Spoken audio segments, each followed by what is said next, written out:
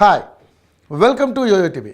Delhi liquor స్కామ్లో BRS MLC కవితకు 4 రోజుల జ్యుడిషియల్ రిమాండ్ను విధించింది జ్యుడిషియల్ అవెన్యూ కోర్టు. అయితే ఇప్పటికే బెయిల్ కావాలని కోర్టులో పిటిషన్ దాఖలు చేశారు. దీనిపై ఏప్రిల్ 1న కోర్టు విచారణ చేయనుంది. అయితే కవితకు బెయిల్ వస్తుందా లేక ఈడీ కస్టడీకి కోర్టు అనుమతి ఇస్తుందా అన్నది ఉత్కంఠ రేపుతున్న అంశం. లిక్కర్ కుంభకోణంలో ఇప్పటికే శరత్ చంద్రారెడ్డి, మాగుంట రాఘవ, అభిషేక్ బోయినపల్లి సహా పలువురికి బెయిల్ మంజూరైంది. అనారోగ్యం, కుటుంబ కారణాలతో కొందరు అప్రూవర్గా మారి బెయిల్ తెచ్చుకున్నారు. కవిత మాత్రం తాను అప్రూవర్గా మారను అన్నారు. తాను న్యాయ పోరాటం చేస్తాను అన్నారు. దీంతో ఏప్రిల్ 1న కవిత బెయిల్ పిటిషన్పై విచారణ ఉండగా ఈడీ కూడా దీనిపై వాదనలు వినిపించనుంది. ఇరుపక్షాల వాదనలపై ఆధారపడి కవితకు బెయిల్ వస్తుందా రాదా అనేది కోర్టు నిర్ణయిస్తోంది. ఈడీ ఇప్పటికే కవితను 15 రోజుల జ్యుడిషియల్ కస్టడీ కోరింది.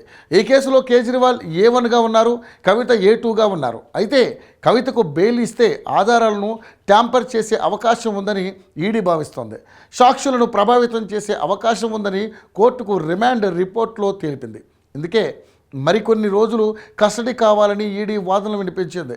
అయితే కవితకు బెయిల్ వస్తుందా రాదా అనేది విచారణ సమయంలో కేసు తీవ్రత, ఇరుపక్షాల వాదోపవాదాలపై ఆధారపడి ఉంటుంది. కేసు తీవ్రతను బట్టి ఈ కోర్టు నిర్ణయం తీసుకుంటుంది.